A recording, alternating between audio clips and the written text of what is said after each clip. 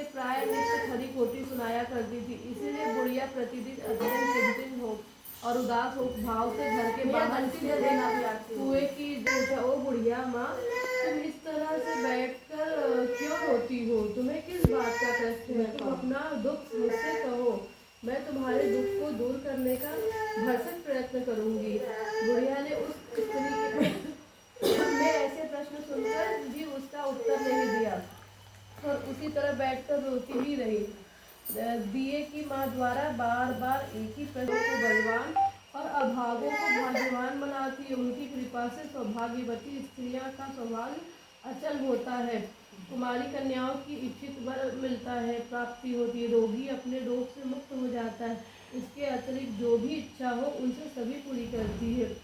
इनमें से कोई संदेह नहीं है। दिए की माँ से ऐसी विलक्षण बात सुनकर बुढ़िया संकटा माता के पास गई और उनके चरणों में गिरकर साष्टांग दंडवत करके विलाप करने लगी। संकटा जी दया करे होकर उस बुढ़िया से पूछा, बुढ़िया तुम किस दुख के कारण रो रही हो? बुढ़िया ने, तो मैं आपकी पूजा करूंगी, बहुत सुहागिन स्त्रियों को आमंत्रित करके उन्हें भोजन कराऊंगी।